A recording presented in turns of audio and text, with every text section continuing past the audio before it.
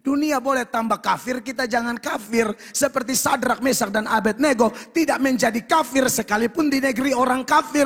Bahkan ada upaya-upaya aktif dari orang-orang kafir untuk mengkafirkan mereka. Paksa menyembah patung, mereka tidak mau. Itu yang bernama tinggal di negeri orang kafir, tapi tidak menjadi kafir. Di sekitar orang kafir, tapi warnanya tetap jelas.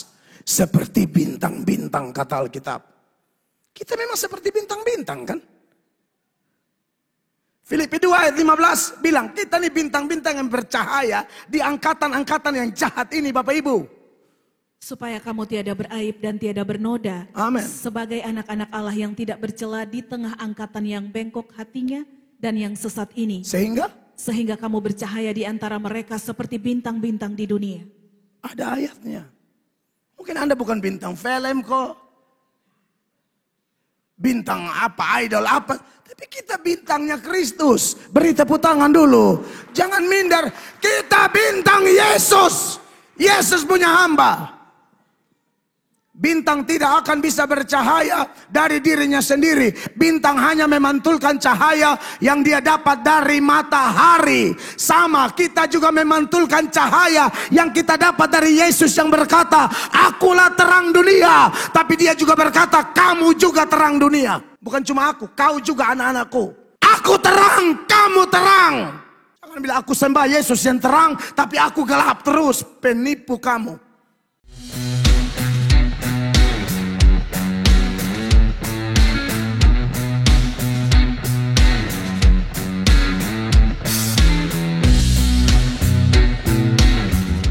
Jemaat terkasih, pembacaan firman Allah bagi kita terpilih dari Injil Yohanes pasal 12, maksud saya pasal 16 ayat 12 sampai ayat 15. Bapak Ibu perhatikan ayat-ayat ini kita baca bergantian. Saya lebih dahulu dan nanti kita jumpa di ayat 15 ya. Masih banyak hal yang harus kukatakan kepadamu, tetapi sekarang kamu belum dapat menanggungnya. 13 Jemaat 23. Tetapi apabila ia datang, yaitu roh kebenaran, ia akan memimpin kamu ke dalam seluruh kebenaran. Sebab ia tidak akan berkata-kata dari dirinya sendiri, tetapi segala sesuatu yang didengarnya, itulah yang akan dikatakannya, dan ia akan memberitakan kepadamu hal-hal yang akan datang. Ia akan memuliakan aku, sebab ia akan memberitakan kepadamu apa yang diterimanya daripadaku. 15:23. Segala sesuatu yang Bapa punya adalah aku punya. Sebab itu aku berkata, ia akan memberitakan kepadamu apa yang diterimanya daripadaku. Tepuk tangan untuk firman Tuhan Yesus. Bapak Ibu jemaat yang dikasihi oleh Tuhan Yesus Kristus, kita masih ada dalam tema besar yaitu mengenal dan mengalami Roh Kudus. Dan dari sepanjang pembacaan kita hari ini, saudara-saudara, ada beberapa kali muncul kata memberitakan. Di ayat 13 ada, ayat 14 ada, ayat 15 juga ada, saudara-saudara. Ia akan memberitakan kepadamu apa yang diterimanya daripadaku.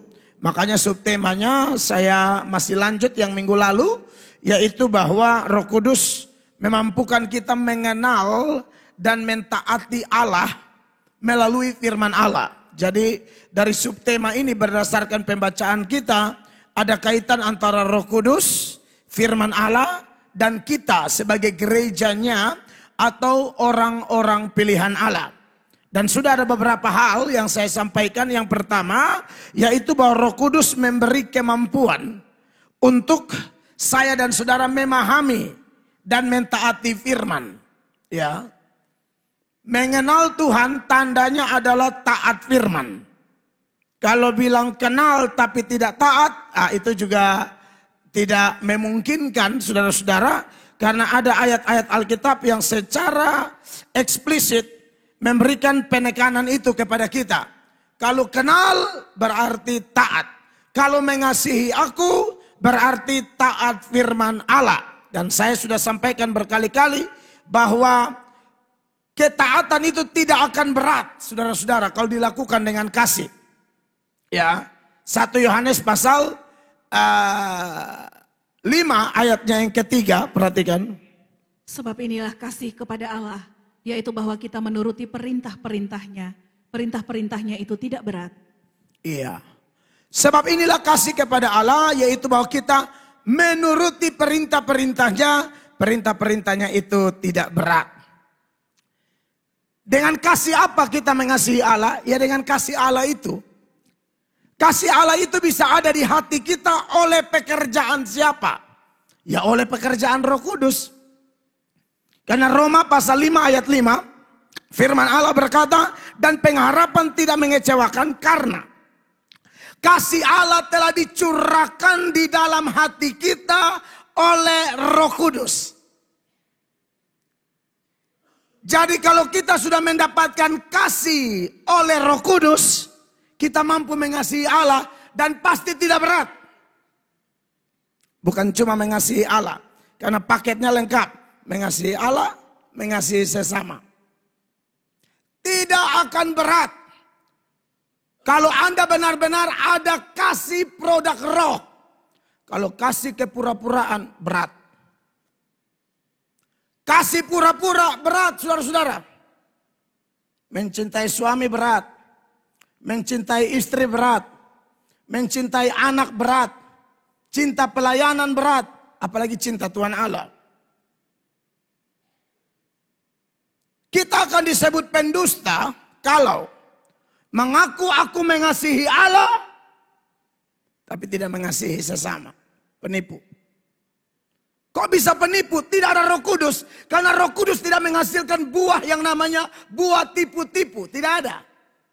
Roh Kudus itu hasilkan kasih. Dan kasih itu tidak berat. Amin Bapak Ibu. Tidak berat. Makanya kenapa kita mesti terus kayak pujian tadi terhubung dengan Tuhan.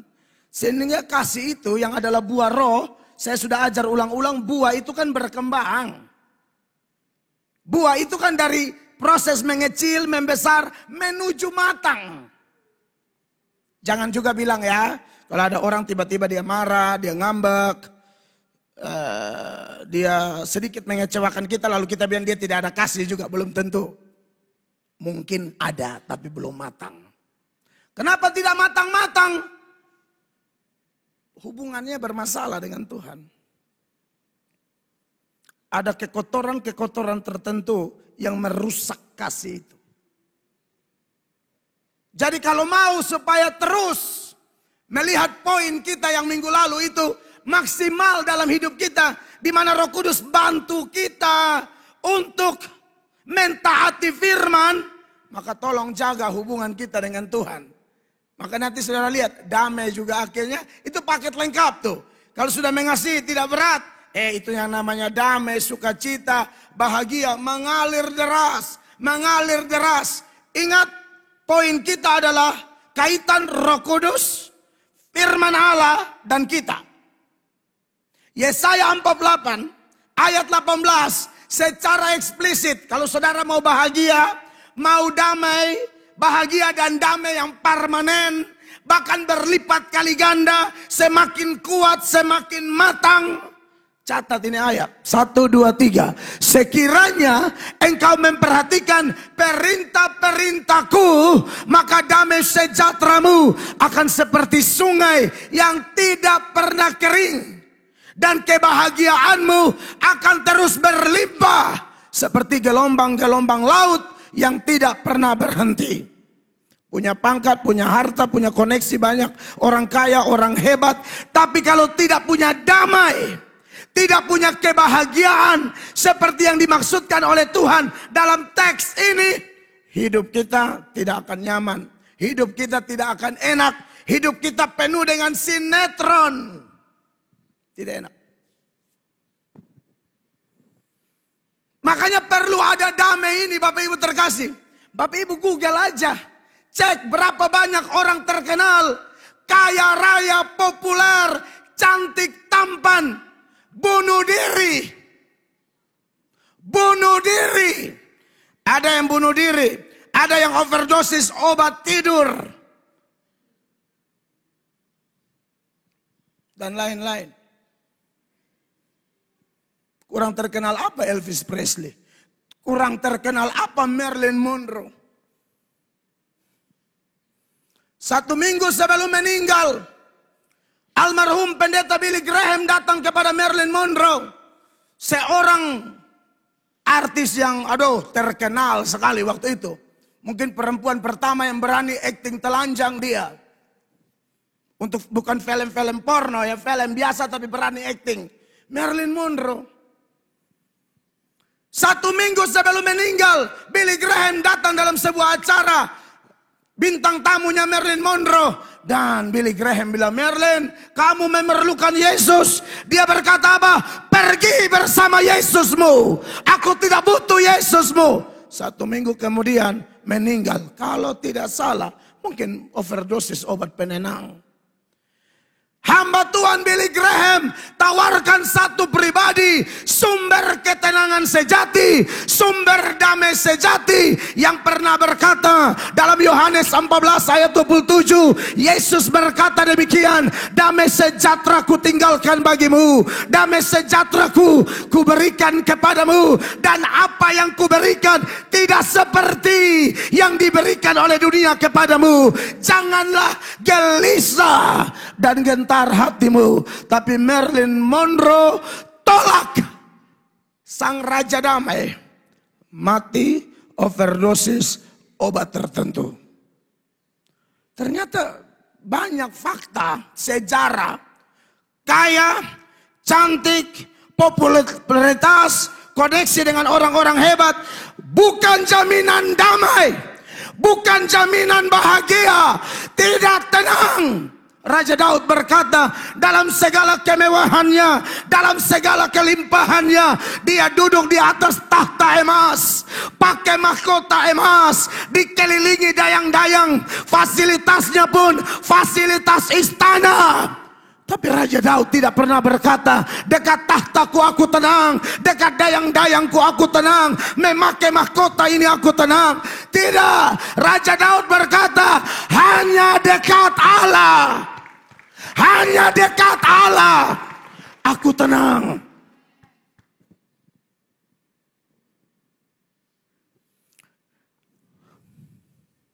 Jadi Roh Kudus bantu kita, Bapak Ibu terkasih, untuk bisa taat firman. Dan dampak dari taat firman itu damai. Tidak ada ketaatan tanpa berkat, itu tidak ada.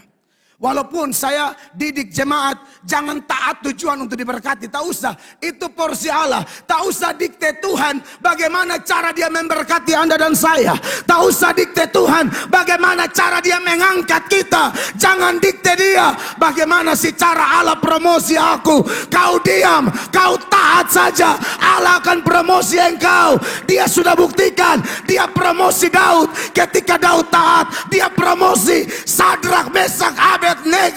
Ketika mereka taat, dia promosi Daniel, dia promosi Yusuf, dia promosi Esther, dia promosi Ruth. Ketika mereka taat, tak usah ajar Tuhanmu bagaimana promosikan diriku, tak usah. Itu sudah otomatis.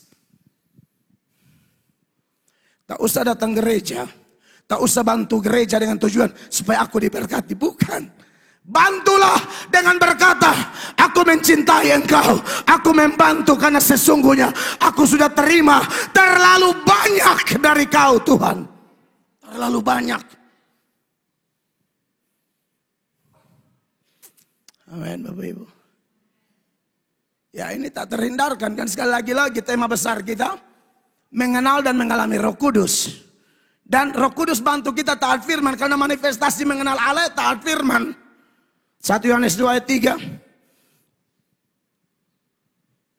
1 Yohanes 2 ayat 3. Dan inilah tandanya bahwa kita mengenal Allah, yaitu jikalau kita menuruti perintah-perintahnya. Itu tanda orang kenal Allah. Tidak ada ayat yang inilah tandanya bahwa kita mengenal Allah, yaitu bahwa kalau kita hafal banyak ayat. Tidak ada. Hafal ayat tidak taat firman, pembohong. ahli Taurat, hafal ayat. Tapi mereka tidak datang sembah Yesus. Malahan mereka lihat Yesus sebagai saingan, Yesus sebagai kompetitor, Yesus sebagai musuh. Hafal ayat bukan jaminan. Bagus kalau bisa hafal ayat. Tapi ini ayat bilang, kalau kita turuti perintah-perintahnya. 4. Barang siapa berkata aku mengenal dia, tetapi ia tidak menuruti perintahnya, ia adalah seorang pendusta dan di dalamnya tidak ada kebenaran. Tuhan yang bilang ya, kamu pendusta. Kalau hanya hafal ayat dan lain-lain, tapi tidak taat perintah, penipu. Dan salah satu perintah terbesar yaitu kasih. Yohanes 4 ayat 20, sama-sama 1, 2, 3. 1 Yohanes 4 ayat 20, maaf mungkin saya salah sebut. 1 Yohanes 4 ayat 20, 1, 2, 3. Jikalau seorang berkata, aku mengasihi Allah dan ia membenci saudaranya, maka ia adalah pendusta. Karena barang siapa tidak mengasihi saudaranya yang dilihatnya, tidak mungkin mengasihi Allah yang tidak dilihat. Jadi kalau ada orang bilang, saya sudah pernah melihat Allah, kalau terlalu banyak lihat kalender. Mungkin terlalu banyak lihat kalender yang rayon berapa, rantai apa, cari dana itu. Kan buka dari bulan Januari itu Yesus semua. Yesus koko domba, Yesus pegang tongkat, Yesus terangkat ke bawah mimpi. Ya kan? Aduh belia Yesus. Kalender. Banyak orang sedikit penglihatan, lihat Yesus, lihat Yesus. Terkuju dapat penglihatan bilang, ada tetangga di sini suanggi. Bayangkan. Tuduh sembarang di pengadilan, sesuanggi itu tidak bisa dibuktikan. Kau bisa tahu ini orang suanggi dari mana? Hanya gara-gara mungkin dia kurang rajin gereja. Gampang sekali kau menghakimi orang suanggi. Padahal yang omong ini ada, aduh mulut kotor, tukang bamaki orang. Matutu mata, sebelah kanan. Makanya sebelah kanan ini suanggi. Aduh saya kasihan, saya ulang-ulang berurusan dengan orang-orang begini. Ini kan adu domba. Bapak sakit, lalu yang doa bilang, Tuhan ada kasih tunjuk bukan orang-orang jauh. Bayangkan. Ya biasalah minum-minum kopi sore. Nah kan kasihan. Memang ada om-om yang kalau tiap kali sore mesti datang. Kan dia tahu di sini ewannya lancar sekali ya. Kopi ya. Tapi maksud saya banyak kasus begini omong kosong. Adu domba orang. Sampai saya khotbah di satu desa di sini. Orang datang tangan Suganto, satu kampung potong dia karena tim doa bilang dia yang suanggi. Langsung dibacok. Padahal ini orang ini tidak begitu, saya kenal orangnya. Ya saudara, ini kita perlu mengasihi sesama. Sebab Allah itu tidak bisa dilihat. Jangan bilang mengasihi Allah kalau tidak mengasihi sesama. Ya. Semua kita yang berumah tangga nih heboh di pelayanan apa di rumah tangga tidak minta maaf dengan istri suami. Jangan. Putar balik. Tidak boleh. Badame dengan suami istri. Minta maaf itu berat apa? Kata semua ini kotor kok. Kita minta maaf Tuhan langsung ampuni kita kok. Amin. Susah apa memaafkan anak kah, orang tua kah, suami kah, istri. Susah di mana? Ingat saja betapa kotornya kita. Tapi minta ampun diampuni. Makanya dalam Injil Matius itu ya. Petrus datang tanya kepada Tuhan Yesus, kira-kira aku harus mengampuni berapa banyak kali begitu ya. Lalu Tuhan Yesus bilang, kamu harus mengampuni 70 kali 7 kali. Bandingkan dulu Matius 18 mulai 21, perhatikan. Kemudian datanglah Petrus dan berkata kepada Yesus, Ya. Tuhan, sampai berapa kali aku harus mengampuni saudaraku jika ia berbuat dosa terhadap aku? Sampai 7 kali? Kenapa? Apa yang melatar belakangi pertanyaan Petrus ini? Karena di ajaran Yahudi waktu itu mereka ada salah kutip beberapa kitab Amos Yang mengampuni itu cukup 3 kali begitu. Jadi mungkin Petrus bilang, oh ini standar Yesus pasti lebih. Kayaknya 7 nih. Tapi Tuhan Yesus bilang apa? 22. Yesus berkata kepadanya, bukan. Aku berkata kepadamu bukan sampai 7 kali. Ya. Melainkan sampai 70 kali 7 kali. Itu artinya apa? Tanpa batas. Tak ada batas mengampuni orang. Orang Allah mengampuni kita. Kita jatuh bangun, jatuh bangun. 1 minggu bertobat, kumat lagi. 2 hari bertobat, kumat lagi. Tapi kita minta ampun, masa Tuhan tolak kita? Lalu kenapa orang lain salah kita tidak bisa memaafkan? Lalu Tuhan Yesus kasih perumpamaan, bilang begini, 23. Sebab hal kerajaan sorga seumpama seorang raja yang hendak mengadakan perhitungan dengan hamba-hambanya. Setelah ia mulai mengadakan perhitungan itu, dihadapkanlah kepada seorang yang berhutang 10.000 talenta. Wah ini banyak sekali ya, 1 talenta aja 6.000 dinar. Nah kalau 10.000 kali sudah berat. Ya, 300 dinar tuh upah kerja buruh 1 tahun. 1 talenta aja 6.000, itu seberapa banyak tahun. Ini 10.000 talenta. Untuk konteks waktu itu, ini 7 turunan tidak bisa bayar. Terus? Tetapi karena orang itu tidak mampu melunaskan hutangnya, raja itu memerintahkan supaya ia dijual beserta anak istrinya dan segala miliknya untuk membayar hutangnya. 26. Maka sujudlah hamba itu menyembah dia, katanya, sabarlah dahulu, segala hutangku akan kulunaskan. Dosa digambarkan oleh kitab suci sebagai hutang ya. Makanya perumpamaan ini seputaran hutang. Tapi waktu dia sujud, saudara-saudara, ayat 28 mengatakan, 27, lalu tergeraklah hati raja itu oleh belas kasihan akan hamba itu, sehingga ia membebaskannya dan menghapuskan hutangnya. Saudara, ini tidak mungkin bisa bayar lagi. 10.000 talenta. Tapi karena belas kasihan, lunas, aman. Tapi orang ini tidak tahu diri, saudara-saudara. Sudah diampuni, tidak tahu diri, dosanya banyak sekali. Bahkan kalau Tuhan buka semua, betapa jahatnya orang ini. Penjahat sebenarnya. Tapi penjahat ini mau diampuni, tapi tidak mau ngampunin. 28, Anda lihat apa yang dia buat. Tetapi ketika hamba itu keluar, ia bertemu dengan seorang hamba lain yang berhutang 100 dinar. Cuma 100 dinar. Dia punya 10.000 talenta. 1 talenta 6.000 dinar. Ini cuma hutang 100 dinar.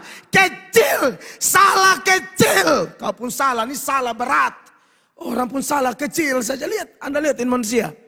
Ia menangkap dan mencekik kawannya itu, katanya bayar hutangmu. 29. Maka sujudlah kawannya itu dan memohon kepadanya, sabarlah dahulu, hutangku itu akan kulunaskan. Dia tidak mau. 30. Tetapi ia menolak dan menyerahkan kawannya itu ke dalam penjara sampai dilunaskannya hutangnya. Manusia tahu diri. Kau kotor, najis, kau minta ampun, diampuni. Kau tahu dia bisa ampuni orang. Ini lagi-lagi dengan pekerjaan Roh Kudus. Akhirnya singkat cerita, saya tidak baca lagi. Tuhan bilang tangkap dia, kasih masuk dia. Ini Kristen palsu nih orang. Kasih masuk dalam neraka. Saudara ingat ya, kita orang kotor semua. Kita nih orang kotor berat semua nih. Kita nih. Tidak usah lagi simpan-simpan orang punya salah lama-lama. Hidup mau enjoy, mau damai. Damai tadi salah satu paketnya adalah lepaskan pengampunan. Lepaskan pengampunan, lepaskan pengampunan. Karena kita sudah dahulu diampuni. Jangan mendukakan Roh Kudus yang telah diberikan untuk hari penyelamatan kita. Perhatikan Efesus pasal 4 ayat 30. Firman Allah berkata apa? Dan janganlah kamu mendukakan Roh Kudus Allah yang telah memeteraikan kamu menjelang hari penyelamatan. 31. Inilah hal-hal yang mendukakan Roh Kudus itu. Segala kepahitan, kegeraman, kemarahan, pertikaian dan fitnah hendaklah dibuang dari antara kamu, demikian pula segala kejahatan. Segala akar pahit, dendam, itu segala hal-hal yang seringkali membuat kita mendukakan Roh. Tolong cabut. Dimulai dengan apa? Segala kepahitan. Kita semua ini, kalau tidak intim dengan Tuhan, kadang-kadang mau terpancing. Saya juga. Makanya kenapa kita dididik Ayo Roh Kudus mau bantu kita, terhubung terus, terhubung terus, terhubung terus. Jangan mudah terpancing, terhubung terus, terhubung terus. 32-nya Bapak Ibu lihat di sini. Tetapi hendaklah kamu ramah seorang terhadap yang lain. Amin. Penuh kasih mesra dan saling mengampuni. Amin. Kenapa? Sebagaimana Allah di dalam Kristus telah mengampuni kamu. Beri tepuk tangan dulu yang meriah bagi Kristus. Jadi Bapak Ibu terkasih, percayalah Roh Kudus bisa bantu kita. Dengan kekuatan kita tidak bisa. Tidak bisa. Siapapun termasuk saya tidak bisa. Sedangkan kita semua pun targetnya bahagia Bapak Ibu. Allah tidak mendesain kita untuk kepahitan. Allah tidak mendesain kita untuk dikuasai oleh hal-hal sampah-sampah yang merusak damai sejahtera, merusak sukacita kita. Allah tidak mendesain kita untuk itu. Allah desain kita untuk bahagia. Maka dari itu, taat ini firman. Pasti diberkati luar biasa. Poin kedua yang saya bahas adalah pusat pengajaran dari Roh Kudus adalah Kristus. Jadi pola pelayanan pemberitaan Roh Kudus itu namanya kristosentris. Berpusat kepada Kristus. Makanya minggu lalu itu saya ingatkan tentang peran Roh Kudus dalam Injil Yohanes juga di ayat-ayat sebelumnya yang melatar belakangi nats yang kita baca dan kita bahas hari ini, yaitu di Yohanes 16 ayat 8 dan seterusnya. Ayat 8 berkata, dan kalau ia datang, Roh Kudus datang, ia akan menginsafkan dunia akan dosa. Itu tugas Roh Kudus, menginsafkan kita. Yang pertama dosa, yang kedua menginsafkan kita akan kebenaran, dan yang ketiga menginsafkan kita akan penghakiman. Dosa, ternyata dosa yang dimaksud adalah dosa terbesar, itu dosa menolak Yesus. 9. Akan dosa karena mereka tetap tidak percaya kepadaku. Jadi Bapak Ibu jemaat, ya kita semua orang kotor, tapi bersyukurlah kalau kita sudah terima Yesus. Ya, saya tidak meremehkan dosa apapun, tapi dosa paling besar adalah dosa tolak Yesus. Nah kalau tolak Yesus, maka dosa-dosa yang lain itu akan betul-betul semakin merajalela. Saya baca tulisan para hamba Tuhan dan mereka bilang tolak Yesus itu kan manifestasinya jelas ya. Kalau dosa semakin menjadi-jadi, dosa-dosa lain semakin menjadi-jadi di hidup kita, besar kemungkinan kita memang tidak percaya Yesus. Karena salah satu cara menyangkal Tuhan adalah menyangkal dia dengan perbuatan, Bapak Ibu. Titus 1 ayat 16 sama-sama baca. 1, 2, 3. Mereka mengaku mengenal Allah. Pengakuannya keren, hebat, luar biasa. Babunyi besar. Tetapi, ini kaitan dengan poin pertama sangat kuat. Tetapi dengan perbuatan mereka, mereka menyangkal dia. Jadi menyangkal Yesus itu bukan hanya bilang seperti Petrus, aku tidak kenal dia. Bukan. Mengaku, aku kenal dia. Tapi hari-hari aku lawan firman-Nya, engkau pun penyangkal. Kontra sekali hidupmu. Mengaku kenal dia, tapi lawan dia. Tiap hari lawan dia. Tiap hari sakiti dia. Tapi mengaku kenal. Kenal apa?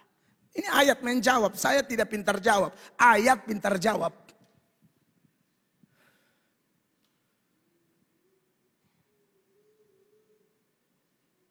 Saudara, kau mau berkoar-koar besar kayak apa, tapi hidup tidak jadi kesaksian.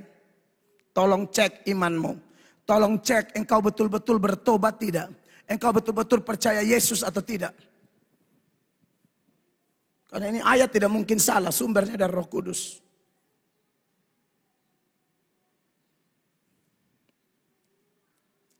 Kembali ke yang tadi. Ya minimal ada perubahan lah, jangan begitu-begitu terus. Seberapa banyak tahun, itu terus, jangan. Maju dong, Bapak Ibu jemaat. Maju. Main jatuh di lubang yang sama, mabok kayak begitu. Bisa bangkit kok betul semua sudah dari sana. Kecuali saudara pendeta ya khotbah ini dari turun malaikat kecil yang turun dari awan pas Lion Air lewat begitu. Tidak. Beta ini orang berasi ibadah, beta tikam 10 lubang. Orang sudah teriak Tuhan Yesus saya tidak berhenti tikam. Di muka gereja hari Minggu. Ya saudara dia ajar beta tentang yang bilang jahat-jahat. Beta rodok orang. Untuk beta tahu main pistol. Beta tembak kasih mati orang kalau beta pegang pistol. Pasti beta tembak. Saya tidak takut bunuh orang dulu. Saya beta tahu apa itu hidup gelap. Beta bukan hanya mabok ke badang saya. Beta tusuk orang. Bukannya ganti satu nona, pisat nona, palo ramas lepas, palo ramas lepas.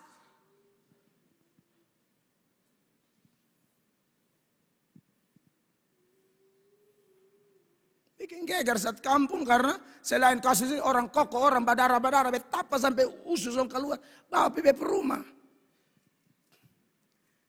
Jadi, maksud saya, kalau mau jahat-jahat betul, jangan setengah-setengah. Tuhan Yesus mau jahat-jahat betul, tidak ada masalah. Kan pilihan mau ke neraka. Nakal-nakal total, mau baik-baik betul. Dua kaki tidak bisa. Allah tidak terima posisi netral. Mau panas-panas, dingin-dingin, suam-suam kuku, aku muntah kamu. Kata Alkitab. Ada jalan lebar, ada jalan sempit. Beranilah benar walaupun sempit. Selalu ikut ya lebar terus. Tolong kasih tunjuk dulu itu ayat. Di dalam Matius 7 ayat 13. Masuklah melalui pintu yang sesak itu. Karena lebarlah pintu dan luaslah jalan yang menuju kepada kebinasaan. Ya. Dan banyak orang yang masuk melaluinya. Banyak orang yang masuk melalui pintu yang menuju binasa itu. Masa saudara anak Tuhan ikut arus ini orang-orang. Aduh sedih sekali. Hidup Kristen itu kan pikul salib, menderita karena kebenaran. Yang ini tidak mau pikul salib, makanya pilih yang lebar, pilih yang rame-rame, pilih yang ikut arus dan menuju kematian. Yang Tuhan minta apa buat kita? 14 sama-sama, 23. Karena sesaklah pintu dan sempitlah jalan yang menuju pada kehidupan dan sedikit orang yang mendapatinya. Banyak yang dipanggil, sedikit yang dipilih. Andai kata kita semua di sini memilih jalan sempit ini, kita ada di kelompok sedikit. Berapa banyak orang kita dibanding dengan katakanlah konteks Kupang, satu Kupang. Kita sedikit sekali, tapi tidak apa-apa. Kenapa mesti ikut-ikut arus? Ikut-ikut rame orang.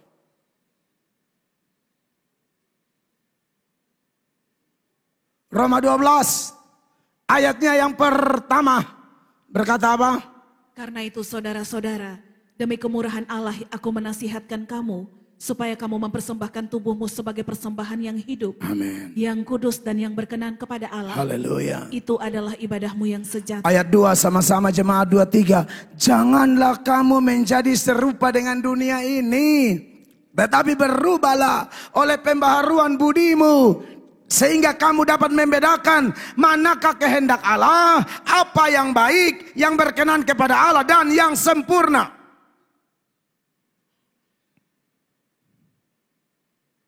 Jadi Kristen ikan laut, jangan bunglon.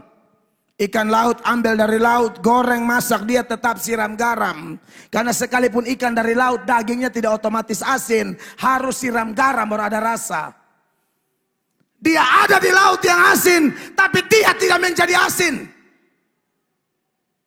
Itu yang Tuhan maksudkan di ayat ini. Dunia boleh tambah kafir, kita jangan kafir. Seperti Sadrak, Mesak dan Abednego tidak menjadi kafir sekalipun di negeri orang kafir. Bahkan ada upaya-upaya aktif dari orang-orang kafir untuk mengkafirkan mereka. Paksa menyembah patung, mereka tidak mau. Itu yang bernama tinggal di negeri orang kafir, tapi tidak menjadi kafir. Di sekitar orang kafir, tapi warnanya tetap jelas. Seperti bintang-bintang kata Alkitab. Kita memang seperti bintang-bintang kan? Filipi 2 ayat 15 bilang, kita nih bintang-bintang yang bercahaya di angkatan-angkatan yang jahat ini Bapak Ibu. Supaya kamu tiada beraib dan tiada bernoda. Amin. Sebagai anak-anak Allah yang tidak bercela di tengah angkatan yang bengkok hatinya dan yang sesat ini. Sehingga kamu bercahaya di antara mereka seperti bintang-bintang di dunia. Ada ayatnya. Mungkin Anda bukan bintang film kok. Bintang apa, idol apa. Tapi kita bintangnya Kristus. Beri tepuk tangan dulu. Jangan minder. Kita bintang Yesus. Yesus punya hamba. Bintang tidak akan bisa bercahaya dari dirinya sendiri. Bintang hanya memantulkan cahaya yang dia dapat dari matahari. Sama, kita juga memantulkan cahaya yang kita dapat dari Yesus yang berkata, akulah terang dunia. Tapi dia juga berkata, kamu juga terang dunia. Bukan cuma aku, kau juga anak-anakku. Aku terang, kamu terang. Jangan bilang aku sembah Yesus yang terang, tapi aku gelap terus. Penipu kamu. Bagaimana kau sembah Yesus yang terang, tapi kau gelap? Kau pembohong, kau bukan bintang. Lu lampu strongking yang kosu jatuh. Itu lampu Petromax tuh. Dia bungkus lampu. Dan minyak tanah tidak ada. Dari mana saya tahu itu? Aduh, saya lama pakai strongking. Serius, saudara. Tapi Tuhan tuh baik, belajar di lampu ranking mah, ranking 1 terus. 18 tahun ranking 1 12 kali, 2 5 kali, 3 1 kali. Itu semua strong king. Kalau pompa terlalu kuat, kos jatuh.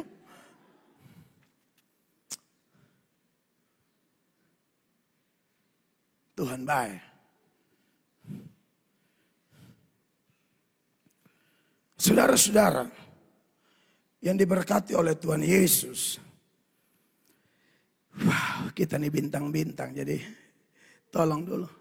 Biarkan dia insafkan kita dari dosa. Bukan cuma dosa. Dosa, kebenaran, penghakiman. Kalau dosa tadi di ayat 10, di ayat 9. Kebenaran di ayat 10 dari Yohanes 16. Dia berkata, akan kebenaran karena aku pergi kepada Bapa dan kamu tidak melihat aku lagi. Sebelum Yesus pergi kepada Bapa, banyak orang tuduh dia, cap dia, orang jahat lah, penyesat lah. Tapi ketika dia melewati semua proses itu, menderita, mati, menderita, ya disalibkan, mati, dikuburkan, bangkit, naik ke sorga. Disitulah Roh Kudus insafkan. Ini yang kalian tuduh salah. Ini kebenaran satu-satunya. Ini yang nanti setiap lutut bertelut, semua lidah mengaku Yesus Tuhan bagi kemuliaan Allah Bapa. Ini dia. Makanya William Hendriksen memberikan komentar seputaran ini. Hendriksen berkata, iya, maksudnya Yesus, orang yang dicap oleh dunia sebagai tidak benar. Sebagian masih cap dia sampai hari ini. Ya, tapi anak-anak setan model begitu gampang. Itu belum naik ke tumu batu, sah. Ya, iya, orang yang dicap oleh dunia sebagai tidak benar oleh kepergiannya kepada Bapa yang penuh kemenangan akan dinyatakan sebagai orang benar. Demikianlah dunia akan disadarkan atau diinsafkan berkenaan dengan kebenaran. Tambah lagi komentar dari Calvin berikut ini. Calvin bilang begini, setelah penginsafan atau penyadaran dosa, maksudnya setelah Roh Kudus melakukan penginsafan dosa, ini adalah langkah kedua. Bahwa Roh Kudus harus meyakinkan dunia apa kebenaran sejati itu. Yaitu bahwa Kristus oleh kenaikannya ke sorga telah menegakkan kerajaan kehidupan dan sekarang duduk di sebelah kanan Bapa untuk meneguhkan kebenaran yang sejati. Jadi Bapak Ibu terkasih, dialah Yesus yang kita sembah, yang pernah memproklamirkan diri, akulah jalan dan kebenaran dan hidup. Tidak ada seorang pun dapat datang kepada Bapa kalau tidak melalui aku, kata Yesus. Dia juga yang berkata, saudara harus lebih takut dia daripada takut manusia. Karena manusia hanya bisa bunuh tubuh. Tapi Yesus Allah, beta pakai bahasa Kupang, dia bisa sesek katong antero di neraka. Tubuh dengan roh satu kali. Itu Tuhan kita. Makanya Matius pasal 10 ayat 28, firman Allah berkata apa di sana? Dan janganlah kamu takut kepada mereka yang dapat membunuh tubuh, tetapi yang tidak berkuasa membunuh jiwa. takutlah terutama kepada Dia yang berkuasa membinasakan baik jiwa maupun tubuh di dalam neraka. Karena sang kebenaran ini, Stefanus rela mati martir. Karena sang kebenaran ini, teman-temannya yang lain, cek sendiri. Petrus mati di mana? Diprediksi dalam sejarah gereja, tidak ada di kitab suci. Petrus mati di Roma, disalib terbalik. Thomas mati di India. Mungkin Lukas digantung di Yunani sampai mati. Matius atau Markus ditarik dengan kuda di Alexandria sampai mati. Tapi demi kebenaran itu, orang rela mati. Karena kebenaran itu bilang, jangan takut manusia. Manusia hanya bisa bunuh tubuhmu. Tapi aku kasih masuk kau antero-antero kalau kepala batu dan beta. Harus lebih takut dia dong. Beta kan ada ayat-ayat ini, makanya Tuhan tuh kasih keberanian. Pokoknya lu khotbah aja, asal benar, asal alkitabiah, asal ada pembuktian data, babat. Lu rajin berdoa, setia, kasih tunjuk teladan hidup baik, khotbah. Beta minta tolong Pak Pendeta Angki.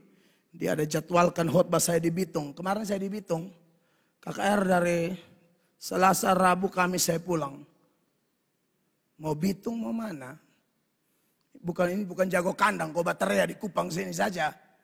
Ini bukan masalah apa, ini masalah kebenaran. Dimanapun Allah patok harus yakin dia jaga kita. Karena burung di udara pun tidak mungkin jatuh tanpa seizin Allah. 29 sama-sama, 1, 2, 3. Bukankah burung pipit dijual 2 ekor seduit? Namun seekor pun daripadanya tidak akan jatuh ke bumi. Di luar kehendak Bapamu. Apalagi kita semua kau tempur rambut Tuhan hitung. 30 saudara lihat. Dan kamu rambut kepalamu pun terhitung semuanya. Allah urus sampai remeh begini. Hitung lu rambut. Hitung ke tempur rambut. Makanya kita yang mulai kayak gugur-gugur. Bepun selak belakang. Behela rambut. Ini cuma rambut ya. Kalau lepas tak fruik banget ya. Kemarin di radio be coba lepas. Dan beta live langsung jemaat masuk. Wah kacau nih gembela rambut. Tidak tahu rahasianya.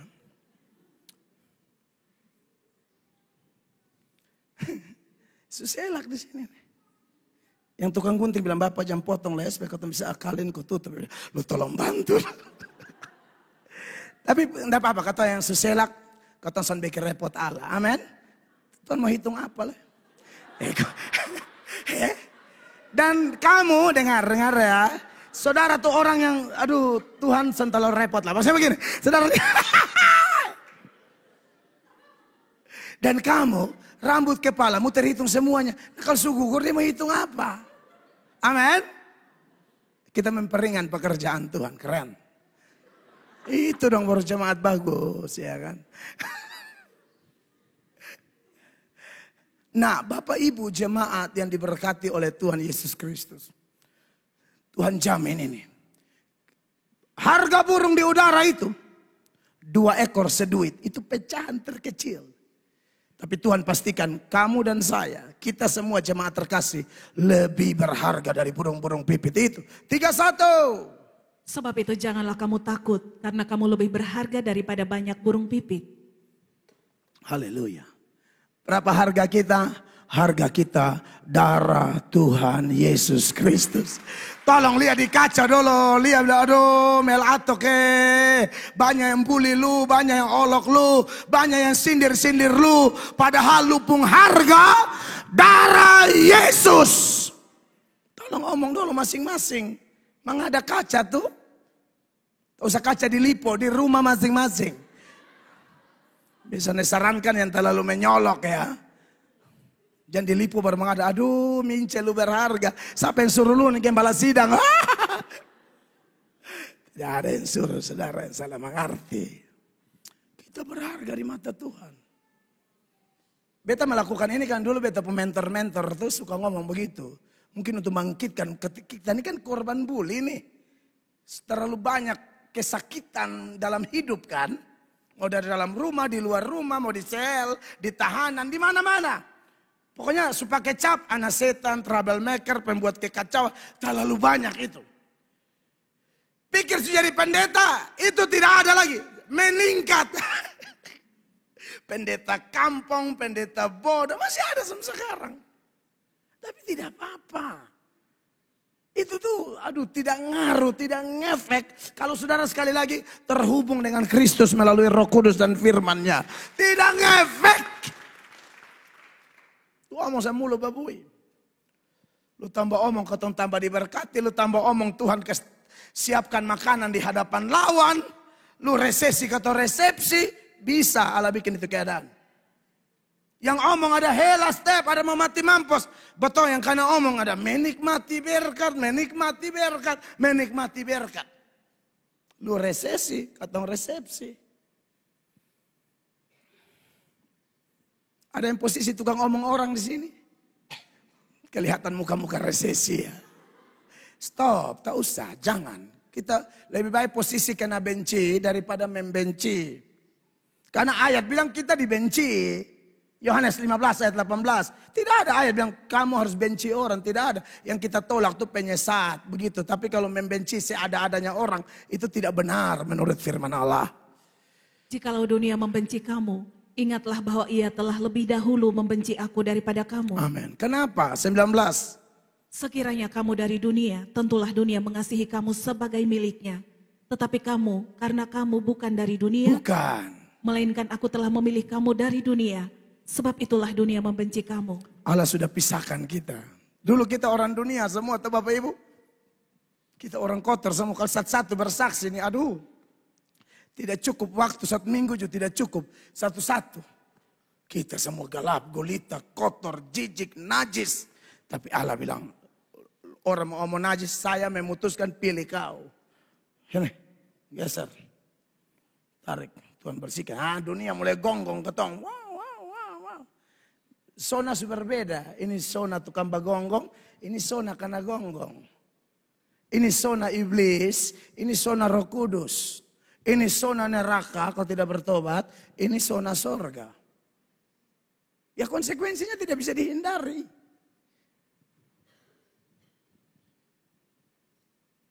Makanya pastikan ya bukan kita yang suka gonggong orang ya Bapak Ibu ya. Jangan sewot ya orang pun status. Jadi orang pun foto di Facebook. Edit. Dia mau edit pun dia urusan. Saudara, kok kenapa? Memang dia edit, tapi apa urusanmu? Lalu sewa dia orang edit, biar kok dia senang, dia urusan. Orang edit juga salah. Memang ya edit itu fatal ya, apalagi saudara. Bukan. Saudara ini sekalian nasihat saja. Apalagi saudara yang belum nikah lagi cari-cari tak usah edit. Pasang foto asli. Betul semuanya kan pasti ujung-ujung kalau kayak ada connect atau apa kan janji ketemu tuh. Iya kan. Saudara lewat 10 kali dari muka dison percaya itu lu. Kak posisi di mana? Kalau lu pakai baju apa? Beta baju hijau kak. Lu rambut panjang pendek? Untuk ini kali sih bela pas semua ya kak. Di bagian mana sekali? Oh lu yang, hijau. Oh Nabi kita masih jauh Kak lari. Karena kalian kok diedit nih kok terang, kinclong, glowing. Kok ini kok oli banget gitu loh. Lu berganti mesin.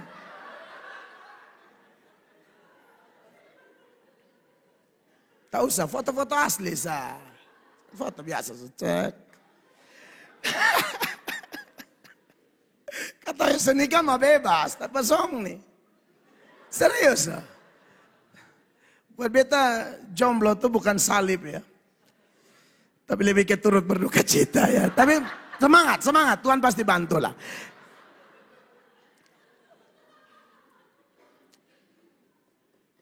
Bapak Ibu terkasih, jadi menarik bahwa itulah bicara tentang kebenaran. Dan ada satu lagi yaitu di ayat 11 seputaran penghakiman. Tuhan insafkan kita penghakiman.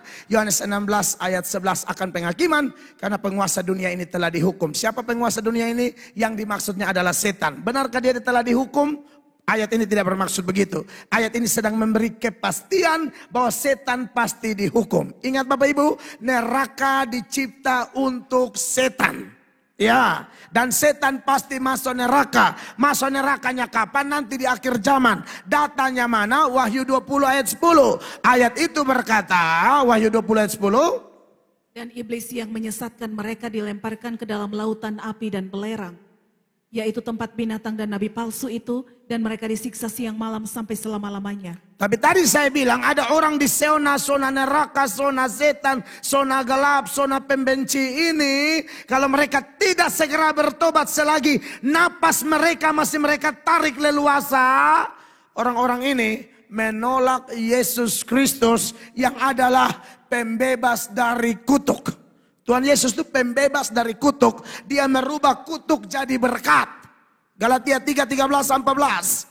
Ayat 13 berkata, Kristus telah menebus kita dari kutuk hukum Taurat. amin. Dengan jalan menjadi kutuk karena kita. Ya, diambil alih kutuk kita. Sebab ada tertulis apa? Sebab ada tertulis, terkutuklah orang yang digantung pada kayu salib. Kenapa dia melakukan ini? 14, sama-sama jemaat 23. Yesus Kristus telah membuat ini supaya di dalam Dia berkat Abraham sampai kepada bangsa-bangsa lain. Sehingga oleh iman kita menerima Roh Kudus tadi yang telah dijanjikan itu. Ya saudara-saudara, berkat terbesar ternyata memang Roh Kudus itu. Amin. Kita yang tadinya terkutuk diubah menjadi anak-anak berkat, dimeteraikan dengan Roh. Roh itu insafkan kita dari dosa, insafkan kita akan kebenaran, insafkan kita akan penghakiman. Supaya kita jangan masuk di grup setan yang akan dimasukkan ke dalam neraka. Sebab kita dilahirkan terkutuk, tanpa menerima Yesus tetap terkutuk. Makanya dalam Matius 25 ayat 11, Matius 25 ayat 41, itu ayat bilang begini. Dan ia akan berkata juga kepada mereka yang di sebelah kirinya, Ya, enyahlah dari hadapanku hai kamu orang-orang terkutuk. betul. Enyahlah ke dalam api yang kekal yang telah sedia untuk iblis dan malaikat-malaikatnya. Kenapa tetap terkutuk? Tolak sang pembebas kutuk itu. Anda dan saya sudah terima Dia. Dulu terkutuk, sekarang diberkati. Haleluya. Sekarang jadi anak berkat. Anak kebenaran. Anak-anak Roh Kudus. Poin terakhir. Itu tadi saya sempat tambah poin pertama dan poin kedua dengan seluruh penjelasannya.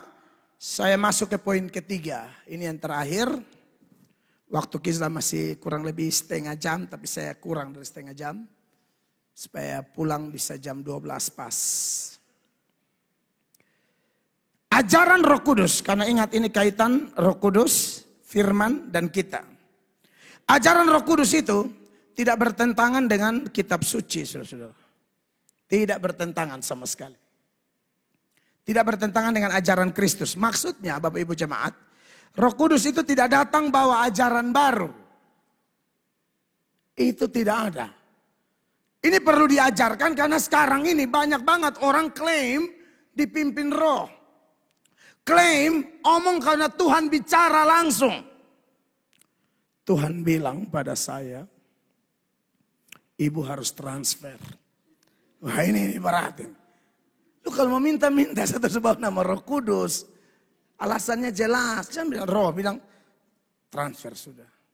Jangan begitu, bikin malu-malu nama Tuhan. Bapak Ibu jangan. Apalagi pendeta hamba Tuhan, jangan. Jangan bawa-bawa nama Roh Kudus.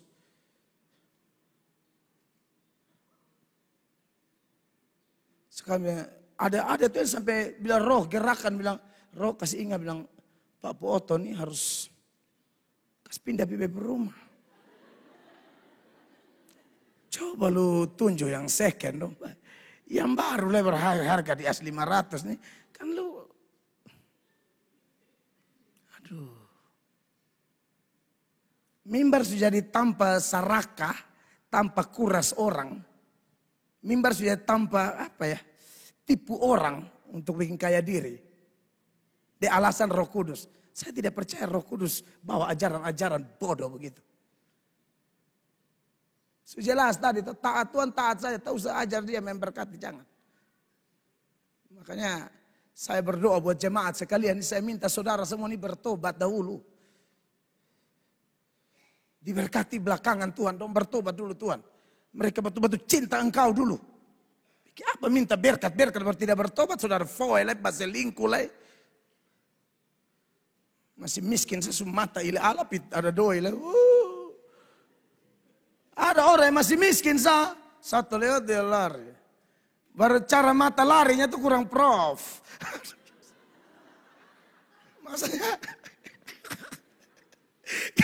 kalau yang pemain dan tuh pulih ikan begitu ini sampai begini. Kelihatan sekali baru. Pemula banget cara melihat mulut terbuka le. Kok udah ludah le. Baru.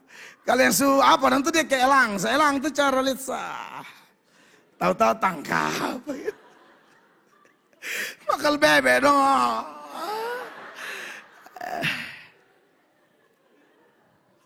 Ya saya tidak suruh Anda jadi elang. Lihat bapak-bapak elang di sini banyak ya. Yesus ya. Prof, terlalu prof. Dia terlalu banyak bergerak. Kalian baru dong. Cawan tubruk tabrak sana. Nah yang model tubruk tabrak begini baru jadi kaya. Jalan dinas 2 minggu dia bikin 1 bulan. Baru di atas jam 9 malam tuh handphone pasti mati. Bini telepon sama mati. Dia tidak akan angka. Dia sudah wewek gombel dong. Saudara-saudara, ini orang-orang terkutuk akhirnya masuk neraka ya. Nah kita kembali ke ajaran Kristus ini tidak bertentangan dengan kitab suci. Jadi jangan percaya seada-adanya ajaran-ajaran ya. Alkitab mengatakan dalam 1 Tesalonika pasal 5 ayat 21 firman Allah mengajarkan kita ujilah segala sesuatu dan peganglah yang baik. Ada satu karunia dia pun nama karunia membedakan roh. 1 Korintus 12 ayat 10. Di dalam ayat itu ada banyak karunia. Salah satu karunianya ini, perhatikan. Kepada yang seorang roh memberikan kuasa untuk mengadakan mujizat. Dan kepada yang lain ia memberikan karunia untuk bernubuat. Dan kepada yang lain lagi ia memberikan karunia untuk membedakan bermacam-macam roh. Untuk membedakan bermacam-macam roh. Roh di sini kata Yunaninya pneuma, tetapi tidak bermaksud membedakan mana setan, mana Roh Kudus, mana roh jahat, bukan. Roh di sini di mana yang saya bilang tadi dulu orang selalu mengklaim bahwa saya dipimpin roh. Mulai ajar bodoh-bodoh. Dan ini diulang lagi oleh Yohanes dalam 1 Yohanes 4 ayat 1. Yohanes bilang begini, roh dikaitkan dengan nabi palsu. Berarti roh di sini walaupun kata Yunaninya pneuma, tapi dalam konteks ayat-ayat ini dikaitkan dengan pengajar-pengajar palsu yang ajar sesat, bahkan bertentangan dengan firman, tetapi tetap mengklaim aku dipimpin roh. Ini harus hati-hati. Perhatikan 1 Yohanes 4 ayat 1. Saudara-saudaraku yang kekasih, janganlah percaya akan setiap roh, tetapi ujilah roh-roh itu, apakah mereka berasal dari Allah. Sebab banyak nabi-nabi palsu yang telah muncul dan pergi ke seluruh dunia. Ya. Karena Roh Kudus ini tidak mengajarkan ajaran yang lain, tidak bawa ajaran baru, maka tak terhindarkan dari poin ini muncul sikap ini. Kita harus uji. Kalau ada orang mengatasnamakan Roh Kudus, tapi ajarnya lain, jangan percaya. Yesus bilang tentang hari dan saat itu, tentang hari kedatangan kiamat, tidak ada seorang pun yang tahu. Ya, malaikat tidak tahu, anak tidak, cuma Bapa yang tahu. Tiba-tiba adalah hamba Tuhan yang tadi media sosial sekarang bilang, aduh Roh Kudus bisik, pokoknya harus siap-siap 2025. Jangan percaya. Karena nubuatan begini sudah banyak. Ya, Charles Taze Russell itu pendiri Saksi Yehova, nubuatkan Yesus datang 2 kali, 2-2 gagal. Nah kalau Anda lihat pendirinya semodel begini, jangan tanya dari ajaran selanjutnya, pasti parah-parah. Dan ada sejumlah orang-orang karismatik tertentu, tidak semua ya, kita juga orang karismatik, tapi kebanyakan kecolongan tuh di karismatik. Karena karismatik kan menekankan roh toh. Jadi apa-apa roh. Roh Kudus datang 2012. Roh Kudus datang. Yesus datang 2012. Tunggu-tunggu. Sudah 2024. Yesus datang 2003. Sudah 2024. Yesus datang 2017. Belum. 2020 kemarin selalu ada nubuatan. Yesus bilang kedatanganku tidak bisa diduga. Jadi kalau menduga-duga pasti salah. Nah itu roh lain. Makanya kata roh di sini, komentar dari Adam Clark membantu kita. Clark mengatakan bahwa istilah roh digunakan untuk menyatakan orang yang menganggap diri sebagai dan mengajar di bawah pengaruh roh, padahal omong kosong. Saudara, harus ada sikap dewasa rohani itu begini. Percaya betul, tapi percaya dengan pengujian. Jadi boleh uji khotbah pendeta. Boleh. Khotbah saya perlu dicatat, didengar kembali, perlu diuji.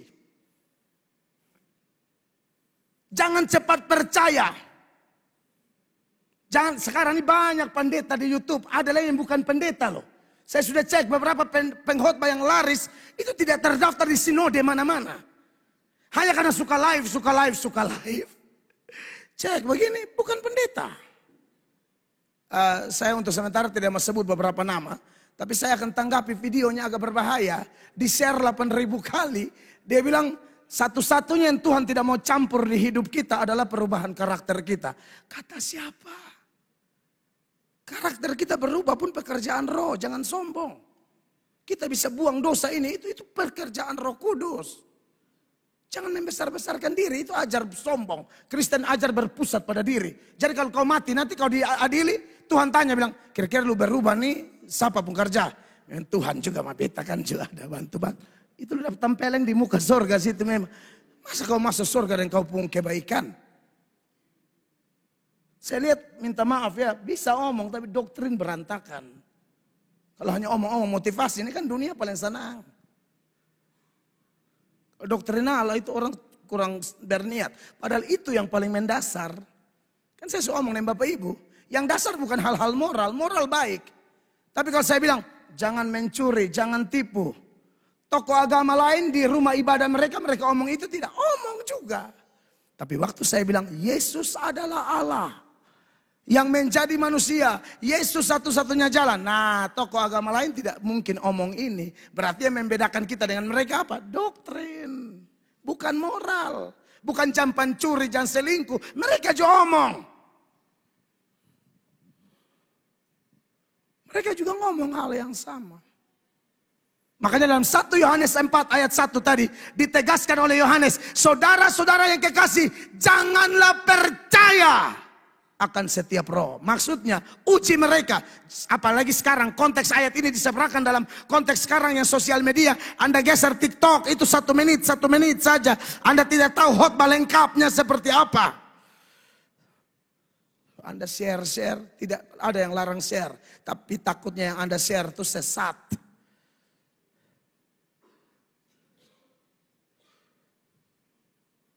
Seorang teolog namanya John Stott, dia lahir 1921, meninggal sekitar 2011. 2005 John Stott dianggap sebagai 10 besar orang paling pengaruh di dunia. Dia mungkin lebih senior dari Billy Graham. Billy Graham sangat hargai dia. John Stott memberikan komentar berikut ini. Di sini ada suatu kebutuhan yang mendesak untuk melakukan pembedaan di antara orang-orang Kristen. Perhatikan, Stott mengatakan, kita sering terlalu mudah tertipu. Tertipu dengan siapa? Stott melanjutkan.